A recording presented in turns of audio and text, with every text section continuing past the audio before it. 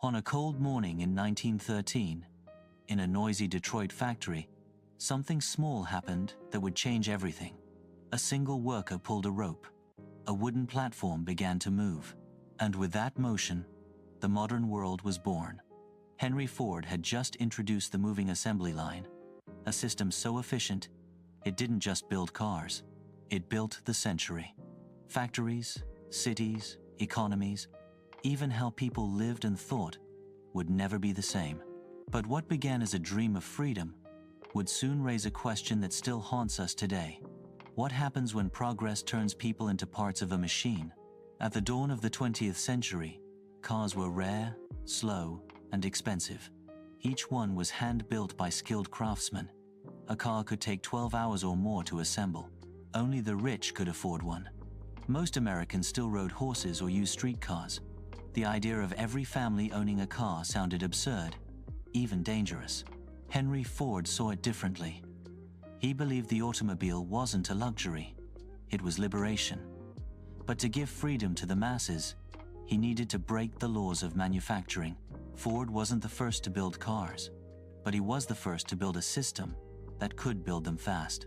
In his factory, he studied everything: the movement of hands, the distance between tools, the time it took for workers to fetch parts. He dreamed of a process so fluid that the product would come to the worker, not the other way around. The idea came from an unlikely source: slaughterhouses. In Chicago's meatpacking plants, carcasses moved on hooks from one butcher to another, each performing a single cut. Ford thought, if they can disassemble an animal that way, why can't we assemble a car? It was a radical thought. But in Ford's mind, efficiency wasn't just economics, it was morality. Wasted motion was wasted life. In October 1913, Ford's team implemented the first moving assembly line at the Highland Park plant in Detroit. A rope pulled a frame down a track. Each worker added one part: wheels, bolts, seats, doors. At first, it was chaos. Parts fell, workers stumbled, the line broke down. But when it worked, it was magic. Production time for a Model T dropped from 12 hours to 93 minutes. Costs plummeted. Efficiency soared. The price of the Model T fell from $825 to under $300. Suddenly, even factory workers could afford one. For the first time, America's middle class could buy mobility. The world began to move, and it didn't stop. The numbers were staggering. In 1908, Ford built 10,000 cars. By 1925, he built 2 million a year. Other industries rushed to copy him. Steel, appliances, food, and electronics all adopted the assembly line. Even agriculture and fashion followed the rhythm of Ford's system. Factories became the new cathedrals of progress. Their hum was the soundtrack of the modern age.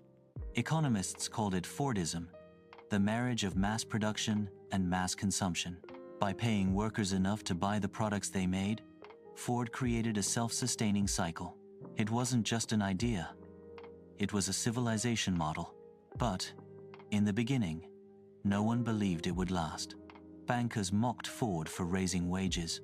In 1914, he announced the famous $5 workday, double the standard wage. Wall Street called him insane. But Ford knew something they didn't.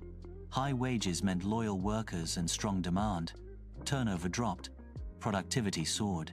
Within 2 years, profits doubled. Suddenly, the same people who built the cars were the ones buying them. The factory became a mirror of society, everyone contributing to a shared dream of prosperity. And yet, the dream came with a cost. As the line sped up, workers began to suffer.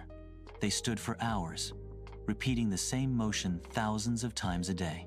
If one person fell behind, the whole line stopped. Fatigue rose. Injuries increased. Some workers quit after a single day. Ford introduced strict discipline. No talking, no slowing down, no distractions. Every movement was timed, every pause measured. Human beings became components of the machine. Efficiency had a new price: humanity. The impact went far beyond Detroit. As cars filled the roads, cities began to sprawl. Suburbs emerged. Highways replaced horse trails. Gas stations, motels, and diners appeared out of nowhere. Time itself changed. Schedules, deadlines, production quotas. The rhythm of the assembly line became the rhythm of life. The phrase, "time is money," wasn't metaphor anymore. It was law. Ford's innovation didn't just transform factories. It transformed the human mind, teaching generations to measure progress not in meaning, but in speed. By the 1920s, the Model T wasn't just a car. It was freedom on wheels. Farmers used it as tractors, doctors as ambulances, and young couples as symbols of adventure. Ford became one of the richest men in the world, but he never saw himself as a capitalist. He saw himself as a builder of civilization.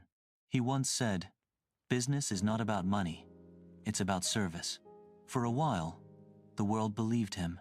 Factories kept multiplying, productivity kept rising, and people believed that more was always better. But the same system that gave birth to prosperity was quietly preparing its own crisis. The assembly line was efficient, maybe too efficient. When demand slowed, thousands of workers were laid off overnight. Machines didn't rest, but humans did. And as the Great Depression hit in 1929, Ford's model revealed its weakness. Mass production required mass consumption, and when consumption collapsed, the machine stopped. Ford's own workers, once the face of prosperity, now stood in breadlines. The system that built abundance had no plan for scarcity. The line that once carried cars forward had become a metaphor, a symbol of a world moving too fast for its own good. Ford's invention didn't stay in Detroit. It spread like electricity, invisible, unstoppable, and essential. Factories across the globe began rearranging themselves to follow his rhythm. From British shipyards to German steel plants, production became a symphony of repetition. Even beyond industry, his logic took hold. Schools adopted standardized testing. Offices introduced punch clocks. Governments measured efficiency like profits. Ford's assembly line wasn't just a mechanical breakthrough. It was a blueprint for modern society. And soon, others began to refine it. By the 1950s, machines had begun to replace men on the line. Robotic arms appeared in car plants. Computers started tracking every motion, every second, every screw. It was faster, safer, cheaper. But something subtle was disappearing. Craftsmanship, creativity, individuality. The worker who once took pride in building an entire car now tightened a single bolt. And as technology advanced, even that task began to fade. Henry Ford had once promised to free people through progress, but his system had trapped them in cycles of efficiency they couldn't escape. Still, the world loved the results. By mid-century, cars were everywhere, goods were cheap, and productivity reached record highs. The assembly line had become the heartbeat of capitalism itself. With each passing decade, Ford's dream evolved and mutated. Corporations learned to scale beyond anything he could have imagined. Chains replaced local stores. Franchises replaced families. Speed replaced patience. People began to live like the products they built, mass-produced, interchangeable, optimized.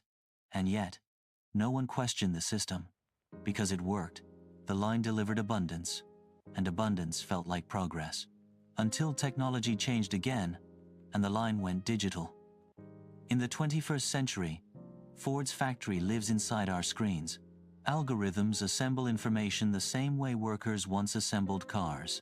Your feed, your news, your recommendations, all created by invisible lines of code, moving with the same rhythm Henry Ford designed more than a century ago. Social media platforms are the new factories. Humans are still part of the system, but now we are the product. Our attention is what's being manufactured, refined, and sold. The logic is identical. Divide tasks, automate repetition, eliminate waste. But instead of building machines, the new assembly line builds behavior. What Ford began with steel and oil now continues with data and dopamine. Henry Ford never imagined this. To him, the assembly line was a tool to create freedom, to give ordinary people access to motion, independence, and pride. He didn't foresee how his innovation would reshape culture itself. Without the assembly line, there would be no skyscrapers, no supermarkets, no global trade. The same principles that built the Model T built the entire modern economy. But they also changed what we value. Patience turned into productivity. Craft turned into scale. Meaning turned into measurement. The world learned to count, but forgot how to pause. Ford once said, "If I had asked people what they wanted, they would have said faster horses." It was his way of saying that vision matters more than comfort. And yet, in chasing that vision, humanity gained speed but lost stillness. We learned to move faster than ever, but not necessarily farther. Factories became digital, but the pressure remained. Emails replaced conveyor belts. Notifications replaced supervisors. The same anxiety that once haunted factory floors now lives in our pockets. The assembly line didn't end. It evolved. It built not only our cars and cities, but our habits, our thoughts, our pace of life. Look around. Every modern system, from logistics to education, from social media to streaming, carries Ford's DNA. The principle of efficiency, repetition, and scale defines everything we do. Even creativity has a schedule now. Even leisure is optimized.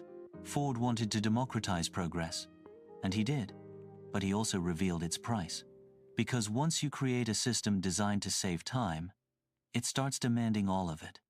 In 1913, Henry Ford's moving platform carried a car forward every 90 seconds.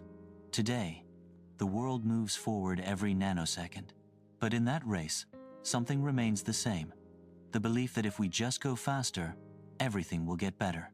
Ford proved that technology can change what we make. But he also proved that technology can change what we are. The line he built still runs, from Detroit's factories to Silicon Valley's servers, from the hum of engines to the hum of algorithms. It connects everything and everyone. It's invisible now, but more powerful than ever. The true legacy of Henry Ford isn't the Model T. It's the mindset behind it, the relentless pursuit of perfection.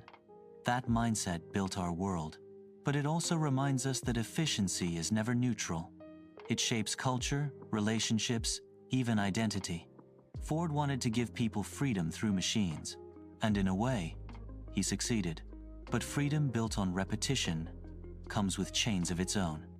Every generation believes it controls its tools, but Ford's story shows the opposite, that our tools eventually control us. The assembly line began as a wooden track in a Detroit workshop. Today, it's everywhere. Invisible, humming, endless. We move along it, building, scrolling, consuming, believing it's all progress.